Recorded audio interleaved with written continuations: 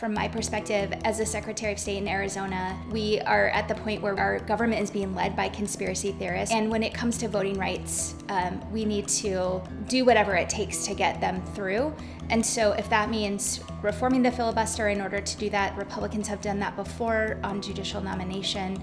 Voting rights are equally as critical. An effort by Democrats to create new federal laws for state elections has hit a roadblock in their own party. We saw Senate Democrats, Joe Manchin and Sinema, continue to hold the party's agenda to hostage. I've long been a supporter of the filibuster because it is a tool that protects the democracy of our nation. There are 50 Republicans who right now are not supporting any voting rights legislation in Congress. This issue of voting rights is not one that we should be playing political games with. We're seeing access rolled away in a lot of states, again, as a response to the last election. End game here is not to validate the election result. It's to continue to undermine voters' confidence, potentially lay the base for overturning future elections and overturning the will of the voters.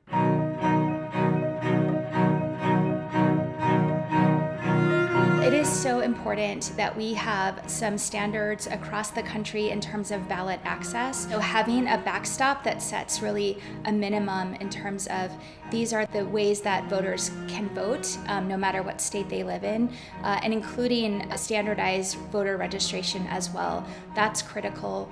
Also, provisions that would help eliminate dark money out of politics are really critical. Voting rights in Arizona are under attack, like they are in many states in the country, and this is really a response of the majority in the state legislature to an outcome election that they didn't like, and they're simply trying to make it harder for people in Arizona to vote. Most Arizonans I'm talking to, they are tired of the partisan games. I call on anyone who's a leader to stand up for this important tenet of our democracy.